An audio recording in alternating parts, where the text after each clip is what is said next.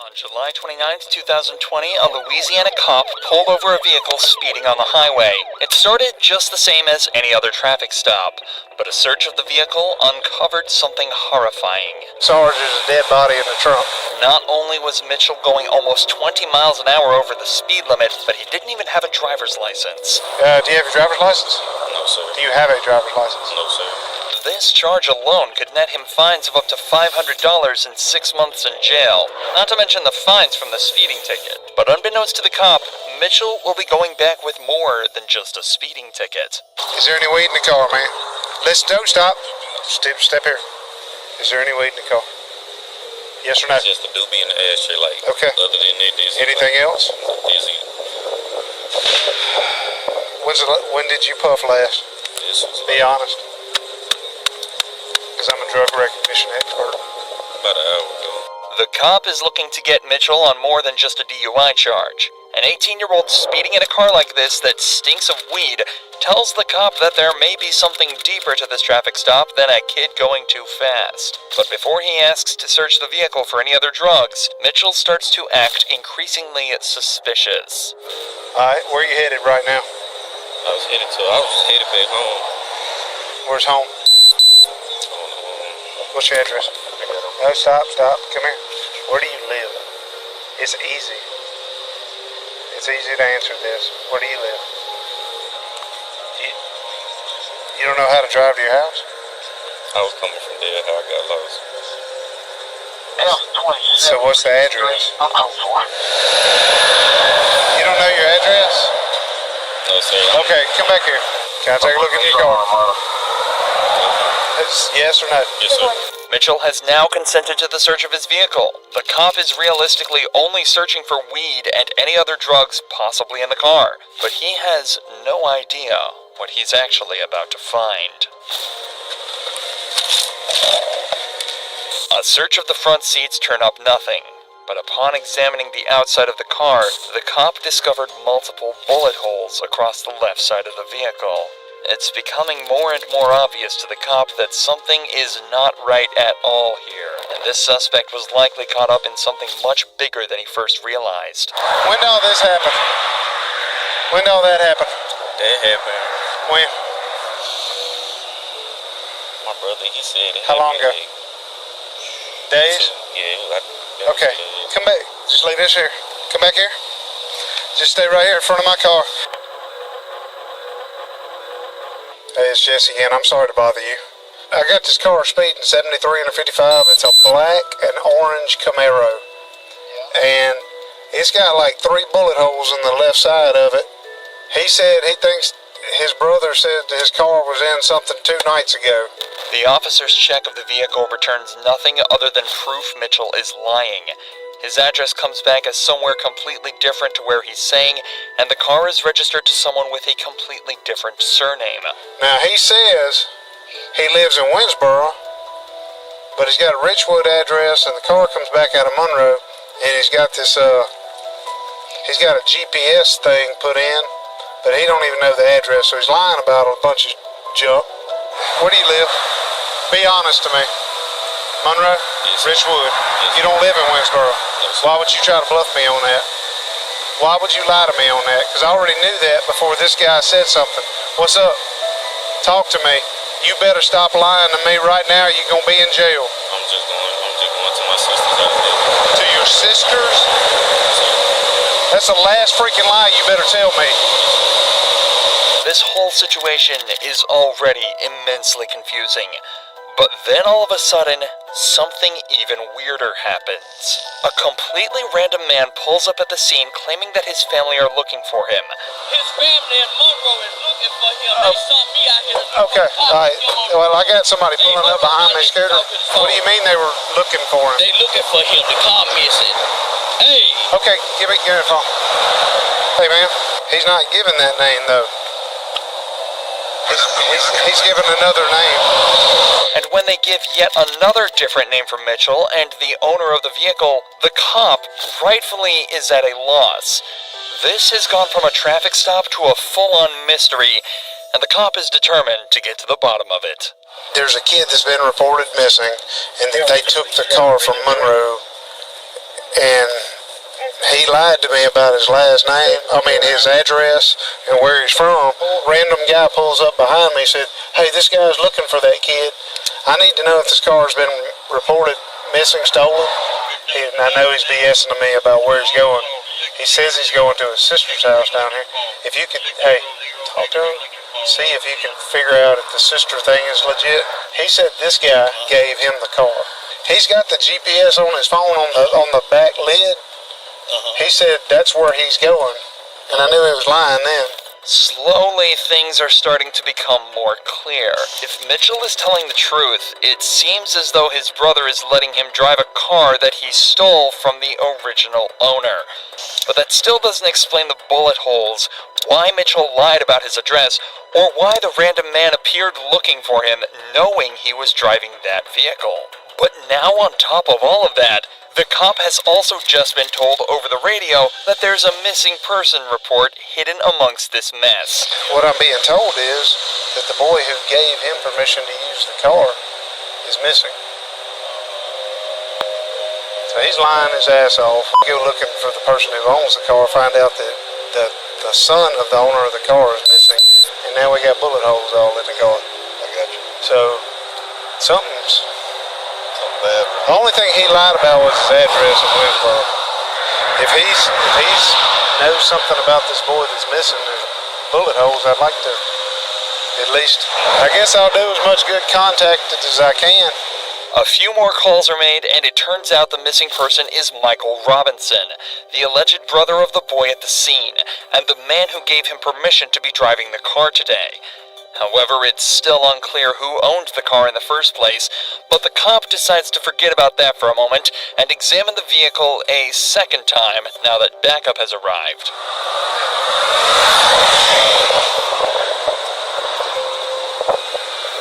Like, this looks close. Like bam, bam, bam, bam. Yeah. And the boy, okay, see? Little did he know, this is where all his questions would be answered at once, in the most gruesome way imaginable. I'm gonna do the obvious thing I want to do.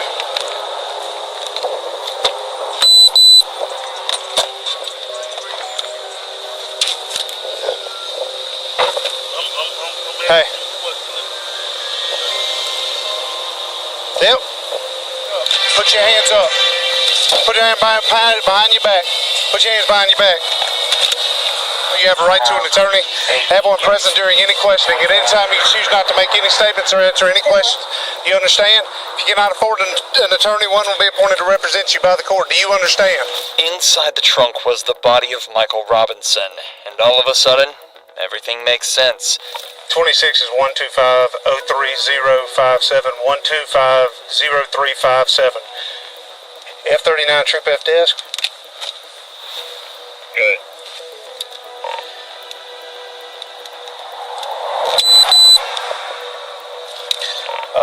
Need a supervisor out here.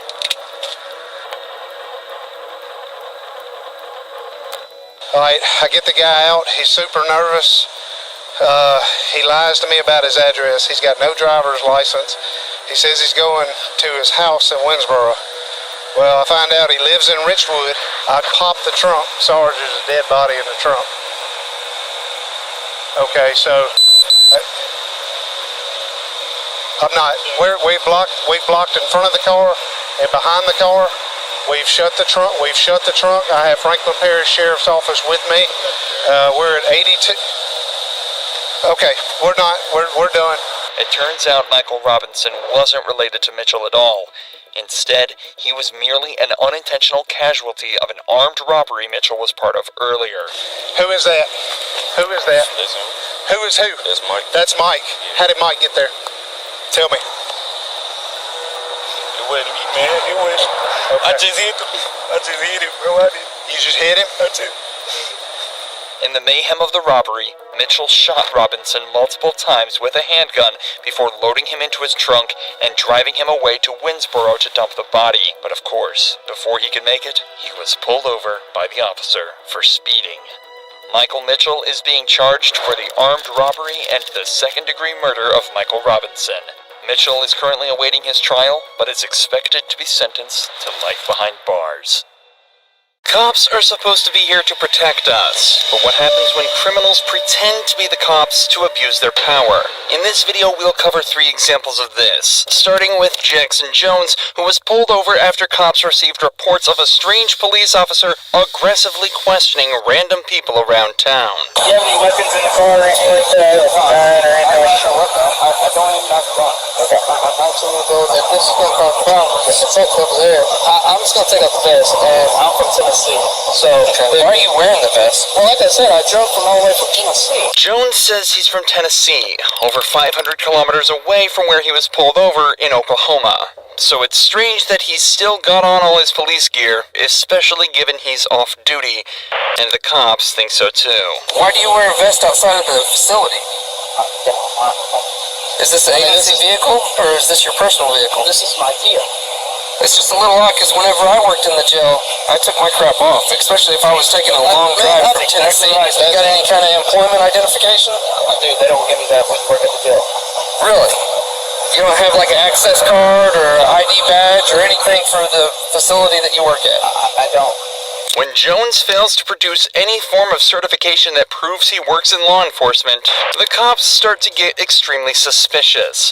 Not only was he wearing a police uniform, but he was also pulling civilians over and aggressively questioning them. The cops know something is up with this guy.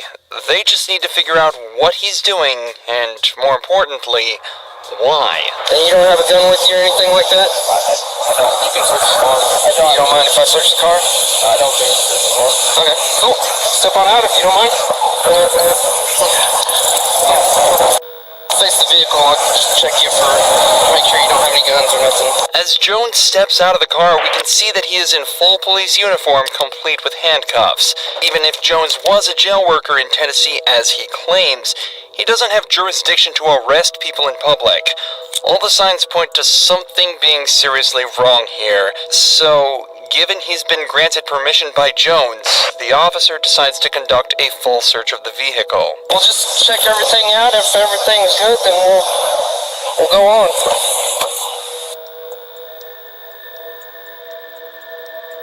One empty bottle, one partially missing bottle, and then 2 more to go, and it was a pack of 6. Just all kinds of red flags, man. I would not drive from Tennessee with a vest carried on. No. Or even a duty belt on. As soon as I get off, I take that shit off. I'm tired of being in it. I hate driving from Topgolf to my house with this shit on. The officer took Jones to his patrol vehicle while he finished off the search, and Jones would take this opportunity to further prove how delusional he really is. Why don't we go have a seat in my Tahoe? Huh? We'll have a seat in my Tahoe. No, back seat. Asking whether he can sit in the front seat seems to prove that he fully believes these cops are nothing but his friends and co-workers, backed up by the fact that he's wearing a thin blue line hoodie, a sort of cop pride symbol that shows how connected Jones feels to his position in law enforcement. But then the officers ask to talk to his supervisor, something that would easily confirm whether or not Jones is who he says he is. But it doesn't go quite as expected. Where'd you get the vest carrier from? Did you order it online? No. From a friend? Or I didn't get it. Bought it at a store? It's a police store up there in Knoxville, Tennessee. Oh, okay. You can only get law enforcement to get it. I bought it like 4 months ago. You can take all this stuff, run it, and keep it out of here. Okay. I mean, I don't care. I mean, I bought all this stuff. None of that stuff was given to the county. Give me your phone back. Like I said, I'm not, see, DPS. Alright, cool. 423-494. Yes, this is Deputy Mike Hansen with the Oklahoma County Sheriff's Office. I'm out on a individual saying he works for Campbell County Sheriff's Office by the name of Jackson Jones. You'll give me a call back, 405-869. So it went to a voicemail. So that's like not an official work number. The number that Jones gave was fake, or at least not belonging to an official police department. Jones was either hoping that they'd give him the benefit of the doubt when it hit voicemail, or that he could convince someone to call them back and pretend to be his supervisor. Either way, It didn't work, and the final nail in the coffin was when the witness he pulled over turned up to the scene and completely exposed his story. He was dressed like a cop. They had sheriff written on the side right here. He was sitting in a driveway, and I stared for about 10 minutes and stared at him, and I'm like, man, he's this guy. It's kind of odd. He's in our neighbor's driveway. He gets out, and I said, can I help you, sir? He's like, well, I was wondering, what was your problem? You were staring at me over in the driveway. And I said, yeah, I was kind of curious who you were, because I lived down the shore. I was kind of seeing what was going on. He goes, I'm a undercover cop. Well, I got a call. I got to let you go. And he left. And then when he left, he came towards Turnpike Bridge, and he took the U-E and was trying to pull another car. He started flashing his lights at him. Really? And I didn't know if they pulled over or not, but he was flashing his lights like he was trying to pull him over. Not only did the witness attest that Jones seemed to be unlawfully pulling over anybody that came into view, but he also told the officer that Jones claimed to be an officer out of Wilson, a town in Oklahoma, a far cry from Knoxville where he told the cops he worked. As far as the officers were concerned, that was reason enough to bring him in, and they immediately went back to the control vehicle to arrest him. Alright, turn around, face the other way. Put your hand behind your back. You're under arrest for impersonating law enforcement, alright? And then you also have a charge for transporting an open container. The penalty for impersonating a police officer is between 1 and 3 years jail time, and he'll likely be facing a small fine from the open container charge as well. But most importantly, Jones is now off the street. The only reason someone like him would ever impersonate a police officer is simply because they enjoy the position of power and authority it gives them. If someone is willing to lie in such a brazen way to obtain that power, who knows what they're willing to do with that power? And that was exactly the problem police found with Daniel Nelson. Police found him next to a fully outfitted vehicle that heavily resembled a cop car, complete with lights and emblems claiming that it was in fact a local police vehicle. Nelson claims that he patrols as a police officer for a church, helping out homeless people by checking on them and ensuring they're not in danger. But the cops felt as though something was off.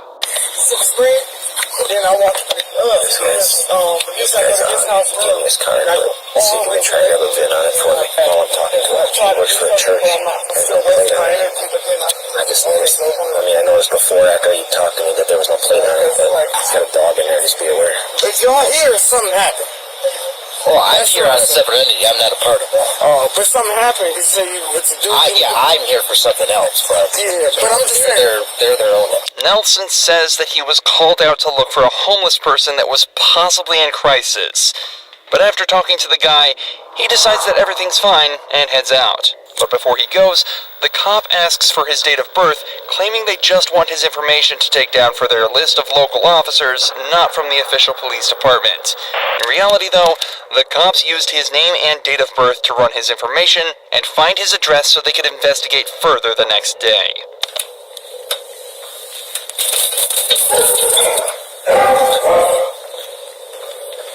Yeah. Hang over here. I'm gonna check. I could hear him in there talking to his dogs.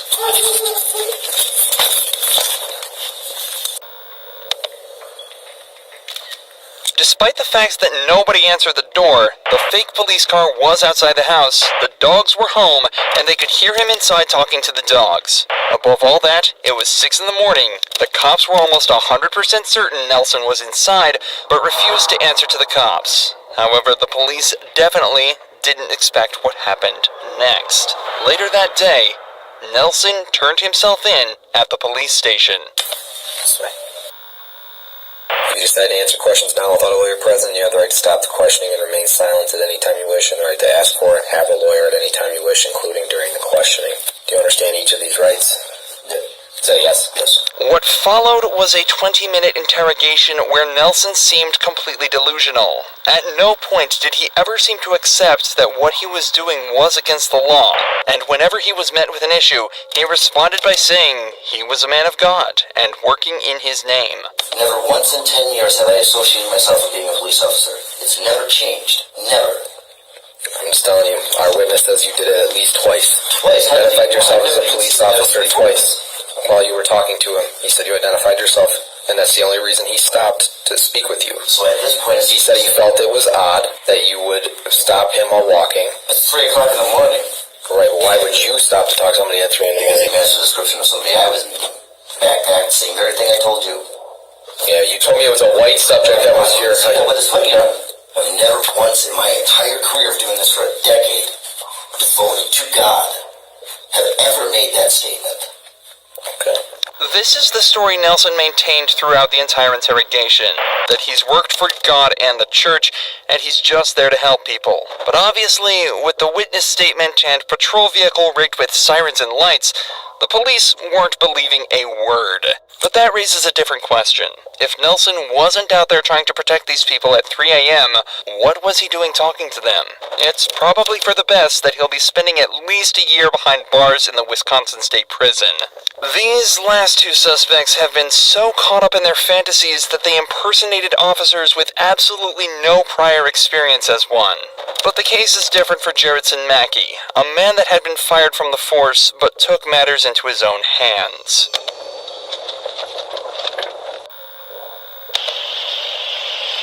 Hey, partner. Hi. Hey, I'm Officer Park with the Akron Police Department. How are you? The only reason why I'm pulling you over, I guess y'all were, well, that's my chief of police right there. He saw y'all go around traffic. He was trying to figure out who y'all were with or what was going on. The cops had seen Mackey flash his lights and go around traffic, something that real cops aren't allowed to do, let alone those in suspicious-looking vehicles that aren't even registered with the police force. Yeah, I'm off-duty hero operator. Oh, off-duty hero operator? How you doing, Chief? Hey, I'm off-duty operator. I just working off for your detail. That's my ID. That's my badge. Why is the car registered to an individual? That's mine. This is my company. So what are you doing with all these red lights? Sorry? Why all these emergency lights? Yes. And did I see you using emergency lights to pull out into traffic on Lake Akron? Oh, no, I couldn't get Chief. You notice? That's a standstill. So I flashed the lights so people could see me, but I was trying to get in the line. Who do you work for? This is my company. I'm an off-duty hero operator. This is my company. So you look like me, you're impersonating a police officer. Oh, no, sir. I'm not impersonating, sir.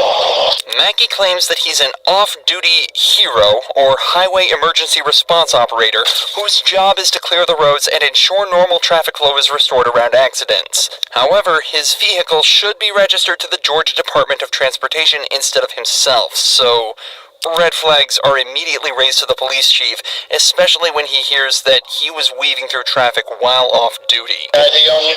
Yes, sir. We look in the front. If we look in the front. Yeah, I see red lights. I saw red lights when you pulled out. Yeah, that's sir. That's when it activated to the back. Yeah, where's your ID? Right, yes, Chief. No. Do you have a lighting permit for the vehicle? Yeah, right there on the glass. Okay. Thank you, sir. You're welcome. Be right back with you, okay? There's your ID back. Thank you. Look, given with all the lighting permit and stuff that I'm seeing, I'm just going to assume everything's properly permitted and stuff for the vehicle. It is, sir.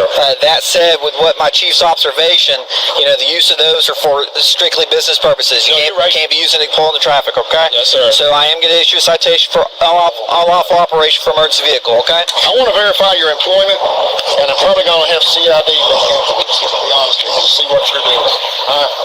I know, Chief. Chief, Chief, I can show you my LLC. I can show you my LLC right now. I'll let them handle it. Mackey was given a citation for unlawful operation of an emergency vehicle and let go for the time being. But when the officers returned back to the station and contacted the GDOT, they discovered that Mackey was a hero operator, but had been terminated from them in January 6 months earlier. He had kept his badge and permits, and knew exactly what to say to the officers for them to believe that he was well within his rights to operate his vehicle. But luckily, these cops were too smart to get caught out, and Mackey was arrested for impersonating a police officer 2 days later. If you enjoy true crime videos like this, make sure you're subscribed to see more. Karens usually think they're immune to consequences, but what happens when these same entitled Karens get arrested? These are 3 of the most shocking and satisfying examples of when evil Karens realize they've been arrested. Starting with Sarah Boone, who was accused of killing her husband Jorge by locking him in a suitcase and leaving him to die. Sarah was quickly brought in for interrogation to determine if she was really as evil as they think. So he had some injuries to his left shoulder. He had a cut near his lip. You could see his mouth was a little I haven't laid a swollen. hand on him. Okay. What about the scratches? Because there's also sex. Yes. Okay. Because there's also like a scratch on the back of his neck. Like, kind of like going, but it's like going straight across. I have no idea what that's from.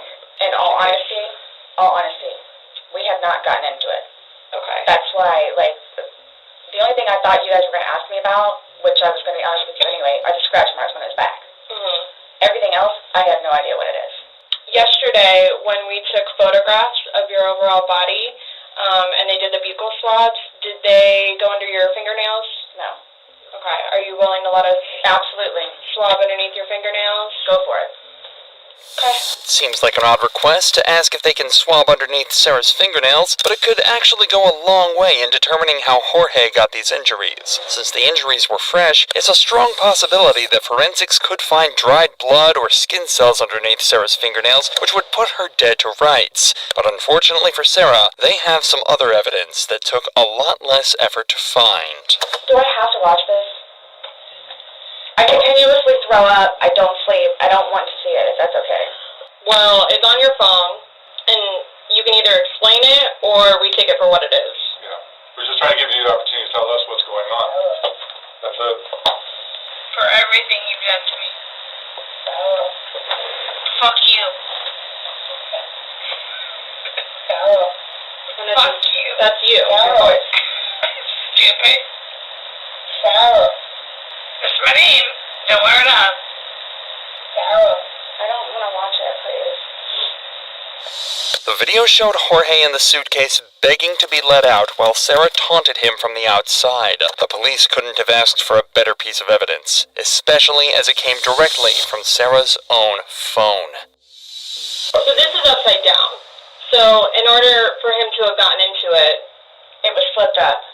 right, it was flipped up normal. Yes. Like as if you're packing something. So this is upside down. Guys, this is killing me right now. Sarah is obviously trying to maintain her innocence by telling the detectives that the video is distressing to her. But does that really sound like a woman who's being shown a video of her husband dying? While everybody will have a different reaction to trauma, it's difficult to imagine her reaction is a single deadpan sentence that sounds like it was delivered only to show some amount of concern to the cops. I don't mean to sound negative, and I don't know if I can say this, but like it's like you guys are kind of trying to like feed me. Like, No, I'm just trying to show you a video that you no longer want to watch because you probably don't want to know the outcome of how and what you said. well, I know what. You know what's on that video now? No. You remember making that video? Oh, Why don't you remember making the video? probably because we had been drinking. But you weren't drunk. Sarah is desperately trying to explain this video away, but in doing so, essentially admits that it is her recording and that she left him alone in the suitcase afterwards. Given that Jorge died from her neglect, this at least constitutes a manslaughter charge. But she's really not doing the best job of convincing the detectives that this was an accident. What do you think is going to happen if you leave somebody in a confined space like that? Well, I thought by not zipping it up all the way, it would be okay. My plan was not to leave him in the What was suitcase, your plan? waiting for him to come upstairs. And then when he did it? I fell asleep. You said you were up there 30 minutes. After 30 minutes, somebody not coming up. Knowing that the last time you saw him was in the suitcase, 30 minutes later, you're like, maybe I should go check on him? Maybe I shouldn't? No. That didn't cross your mind because That's it like didn't happen. that's like an assumption. Like that's what you all are thinking. Just We're asking. it's the drinking. Sarah spends almost 2 hours in total desperately trying to manipulate the detectives and explain away the damning evidence the detectives have shown her. But ultimately, the detectives remain completely unfazed, and they decide that they've heard enough. Do you promise and swear that everything we talked about today has been true and accurate to the best of your knowledge? Yes, but it was not intentional. Okay. All right, do me a favor. Stand up. Why is this happening? Because George is dead. Not intentionally. We understand He's that. still dead. Well, we don't Someone needs to call Ryan, please. Okay. Or can I not make a phone call? You'll be able to make a phone call when we get you down to the jail. So why is Yes, this where it happening? So this was a trick. No, it's not No, a trick. it's How not a was it a trick. trick? Your response to everything was basically, I didn't do it. Intentionally. Doesn't matter. He's still dead. Sarah was charged with second-degree murder and is facing life in prison. As of this video's upload, the trial is still ongoing. But that's nothing compared to what the cops had to do with Sean Malarkey, a 45-year-old woman who was arrested for domestic violence after she allegedly hit her ex-husband with a car. However, when the cop approaches to take her into custody, things go south immediately. Ma'am, step up. Excuse me. Step up. No, excuse me. Step up. Sure, hands off of me. Step out of the car right now. You're under arrest. No, I am not. Yes, you are. No, I am not. Yes, you are. Malarkey's behavior is erratic and her tones aggressive from the off. Her children are in the back seat of the car, but this doesn't seem to affect how she handles the encounter, and things only get worse. I will tase you if you don't get out of the car. You better take your hands off of me right now. I told you you're under arrest. Get out of the car. Why? Because you have a warrant. I just sent a message and I am... Excuse me. Get out of the car right now. No. Did somebody say that you could come into our... Asking the cops who gave them permission to enter the property is a common tactic in situations like this one. But for the suspects, the reality is that the police are well within their rights to enter property uninvited so long as they have a warrant. With a second officer's assistance, Malarkey is removed from her car and cuffed. However, this is where things get even worse. No, I didn't. Andy asked you to get out. Excuse me? Andy asked you to get out of the car. No, Andy yanked me. I yanked you because I told you you're under arrest and you refused to exit your vehicle. Are you going to stand up and be cooperative? Are you going to understand that my attorney has filed a motion to quash this? We're not here. This way. To quash this. You hit us, you do anything stupid towards us, and we're getting charged on. If you hit us, or anything, let's go. You've already hit me. I didn't hit you. I asked you out of the car. I told you you're under arrest. Now you got a whole show for your neighbors here. Even restrained, Malarkey's attitude does not change at all. The cop then smells alcohol on her breath, which may explain some of the bizarre behavior. You are a shitty human being. You throw somebody down in front of their children? What the f*** is wrong with you? Sit down! I told you. You piece of shit. You know what? You are the piece of dirt that I would have on if you were on fire. I smell an odor of alcohol on your breath. No, that's my... That's your... I'm pissing on you. Okay. She defies the officer's orders and tries to leave the vehicle, then makes a point to single out the cop who initiated the arrest. See your phone on? Get your f***ing hands off me. We see situations like this often, where a suspect will target one member of law enforcement and use them as a scapegoat. This is typically followed by legal threats, so they're likely targeting the officer they feel they could best build the strongest case against. However, this wouldn't work all too well. Get your f***ing hands off me. Cool out. If you keep resisting, Get your charge you with that. You know what? I'm gonna charge you with putting your f***ing dirty-ass hands on me. Stop moving. Let him take off your watch. Malarkey then goes on to make violent threats to the officers. Pay attention to how quickly she tries to change the conversation after her most extreme threat. Do you know what he's done? Excuse me, Stop kicking us. I'm gonna kick you right in the f***ing ass. That's mean. Don't do that. You are dead.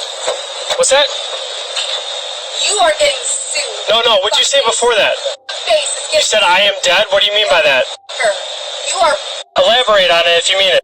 You're getting sued. She continues making the cops' lives difficult by pretending to have trouble getting out of the car, though it's clear from her movements that she's not actually trying. She blames the tape on her ankles and says it's the cop's fault she tried to kick him. Put your feet down. No, it hurts too much. You could just take it off. Okay, no. No, you're gonna kick me. No, what am I? I'm 100 pounds. You think I'm gonna take a 200-pound dude? You've already kicked at us a lot of times. Why? You're not gonna win. Why? You're gonna hurt us. Why? Because that guy right there. The one you tried to bite? Okay, Sean, let's go. Why? Could you ask yourself a question? Sean, put your legs Why? down. She was charged with aggravated assault of an officer and aggravated DUI. This was her third DUI with a child passenger. Soon after this arrest, she was also charged with endangering the life or health of a child and violation of a bail bond and received a misdemeanor charge for resisting or obstructing an officer. The suspect in our next case was not so lucky. This suspect's public outburst takes place on a plane ready for takeoff. Prior to the footage, she's been asked to leave multiple times due to her refusal to wear a mask during the pandemic. Hello.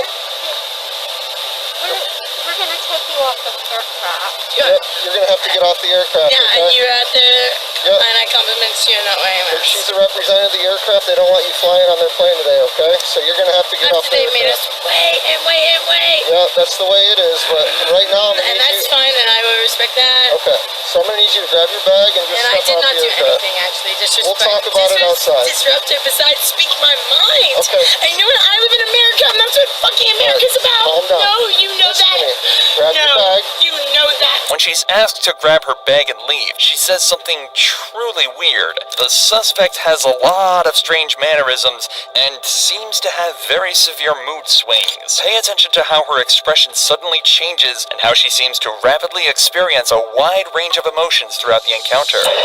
No one's gonna put their hands on you. All right, yeah, you Grab your won't. bag and Yeah, just yeah, step off you the- won't. Okay, but I need you to get up. No. You need me to get up?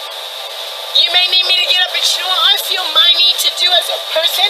Just like Jesus motherfucking Christ. You need to calm No, down. no, I'm gonna do what I need to do. I'm gonna say what I need to do, and if you're gonna do whatever you feel you need to do to me, right? So I'm gonna say what I am meant to say.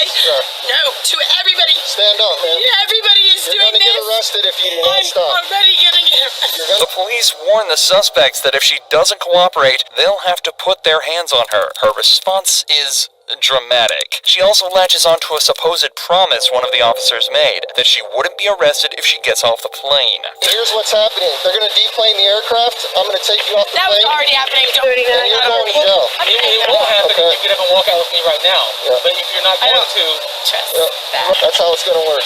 Do you feel that's a threatening system? That's the way it is, It's man. not cool. I Okay. want to trust you. You want to trust me? That's not healing. We're not healing. The suspect is led from the plane and placed under arrest. Her reaction is childlike. She cries in an unconvincing way and seems to feel that the experience has violated her human rights. Listen to her describe her actions. The way she seems to think she acted is far from the truth, but it's hard to say whether she's deliberately lying or there's something more to it. It doesn't have to be like that.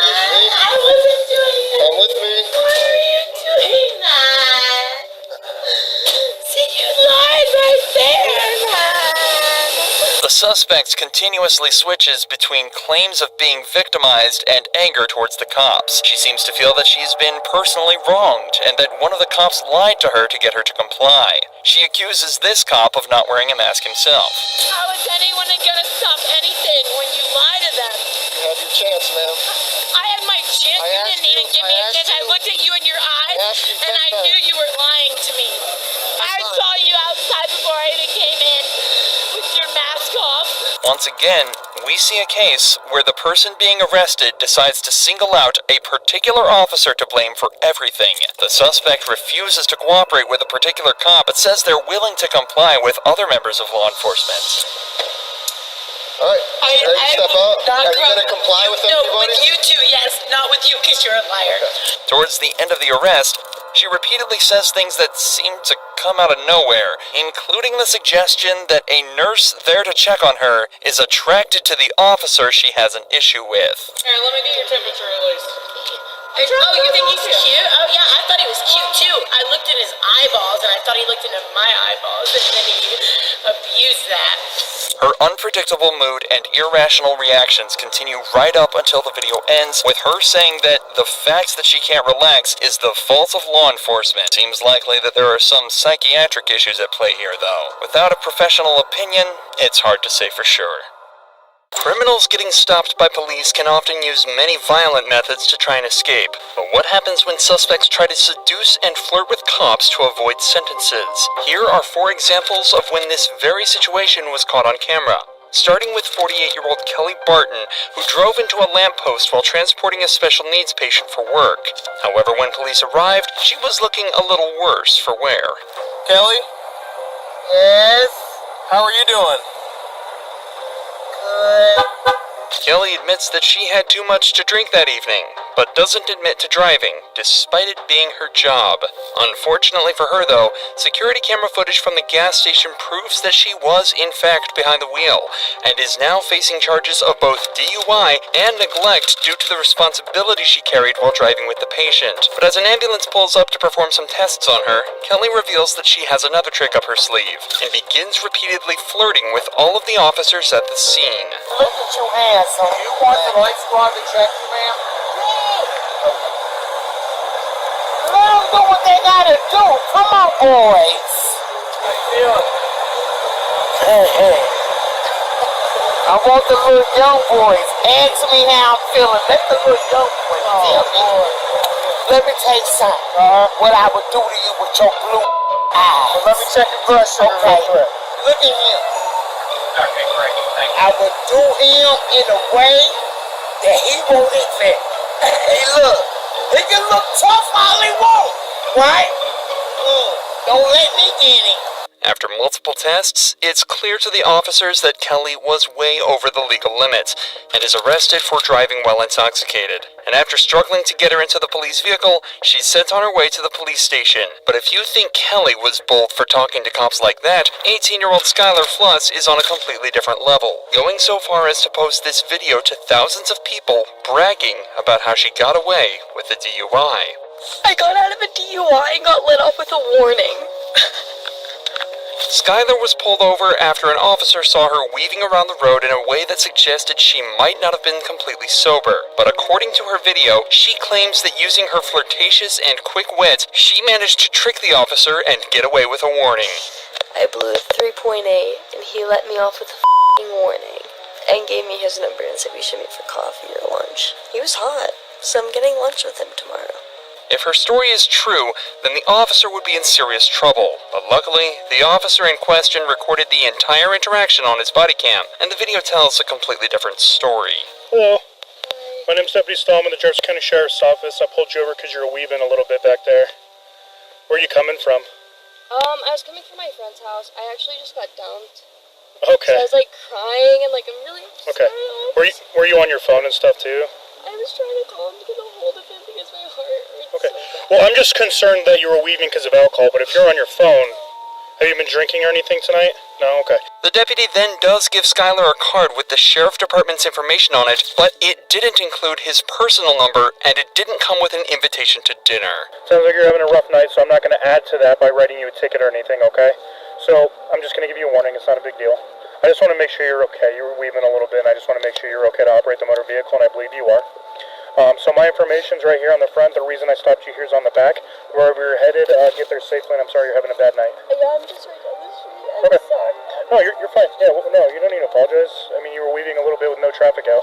I just want to make sure you're okay, that's all. Skylar's video doesn't just contain disgusting footage of her laughing and bragging about exploiting this officer's kindness, but also states that she blew a 3.8 on the breathalyzer, ignoring that she wasn't even tested in the first place. The legal limit is only around 0.8, and already makes driving dangerous. But a reading of 3.8 would imply Skylar was not only blackout drunk, but close to death, as at a level of 4.0, respiratory failure is likely. But this doesn't mean Skylar was lying about being drunk underage. Videos were later discovered of her chugging tequila from the bottle and acting drunk at a party just hours before she was caught driving. After she was confronted with this, Skylar confessed and admitted to everything. I ended up getting a little too intoxicated. I was taking shots all night, and I decided to make the dumb decision to get into my car and drive. She also admitted that the officer never asked her out. That was just a lie for social media attention. Regardless of her confession, though, no further action was taken against her or the officer who failed to test her. But the same can't be said for Lydia Badillo. She was caught trying to transport 2 illegal immigrants over the Mexican border, and as soon as everything started to fall apart, she decided to try seducing the officer. Just wait for me right here, okay? You don't I'm have looking anything? at your Sorry, sir. What? I'm looking at your eyes. Why? Because you look pretty handsome. As soon as the officer realizes something might be up with the IDs, Lydia starts to smile and stare directly at his eyes before telling him how handsome he is. Obviously, this is just a trick to try and get out of the position she's put herself in. A trick that isn't going to work on this officer. Estos documentos por un tiempo. Por un año. Por un año. son falsos, ¿ok? Y tener documentos en estados de Texas es un delito. Las ID, a esta te sale a un señor, a tuya. A esta no me sale nada, ¿ok? So, estas identificaciones son falsas, ¿ok? After running the woman's driver's licenses through the national database, the officer discovers that the ID numbers return completely wrong results, meaning that both of them are totally fake. It's later discovered that the two women with Lydia in the car are both illegal immigrants from El Salvador. What's worse is that they were being transported through a service that often forces women into debt bondage, where the people who transported them will make them pay off their debt through forced labor and sex work. So, while Lydia was arrested and the two women sent back over the border, they may have been saved from years of horrible treatment and abuse. One thing's for sure though, Lydia's attempt at flirting didn't work one bit. Unlike Brooke Teague's attempt, which actually worked out well. So well, it's rumored that her and the cop are still together to this day. Brooke was pulled over after an officer witnessed her swerving around the road slightly, a telltale sign that the driver was either intoxicated or in need of help. So he swiftly pulled her over, only to be greeted in a surprising way. Hey, I'm Officer Smith, Bentonville Police Department. Nice to meet you, Mr. Smith. Never heard that before in a traffic stop. I appreciate that. Hey, so I'm just stopping you for improper lane use. Sorry, I was on the phone. You're on the phone? I'll be honest. Okay. Who are you on the phone with? My baby daddy. I'll show it to you, too.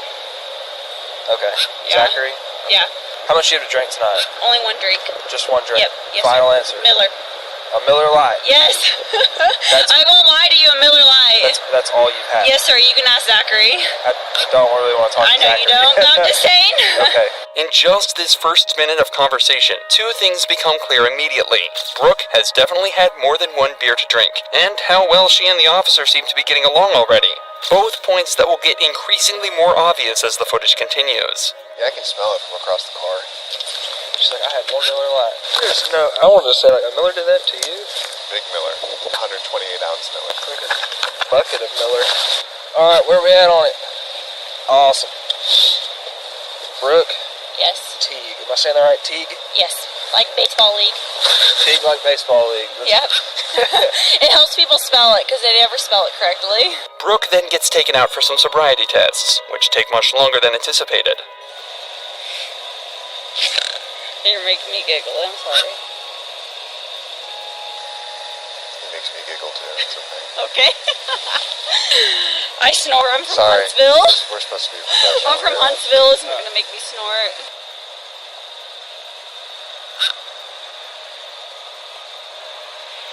Alright, stop laughing because you're making me laugh. I'm not. Right? Seriously.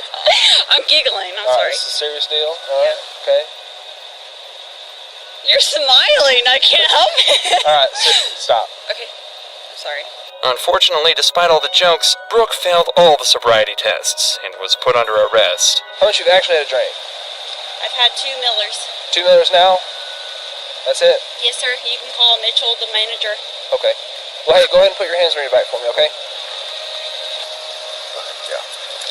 After a search of her car, which turned up nothing but a loose car seat, she was driven back to the police station, where the sparks continued to fly. I'm with you. Let's go over here. Oh my God, is there a dog? There is a dog. Where? He's over there. Over here. His name is Kolyak. Kolyak? That's my dog. Is that your dog? What's his name? His name is Coach. Coach? I have 3 dogs. I brought my Great Dane and the Mastiff. Wow. Did I go to high school with you? I think so. Where'd you go to high school? Bentonville?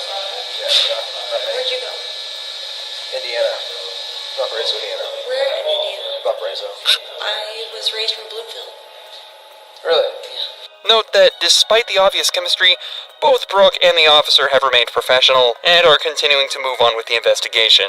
The officer had Brooke take a blood alcohol test where she blew 0.14%, almost twice the legal limit. Brooke still spent the night in jail to sober up and had her license suspended temporarily. But this interaction shows how respect and professionalism can make an investigation much, much easier. It's just unfortunate that this cop didn't meet Brooke at a bar. Maybe things would have ended with a night at his place instead of the jail.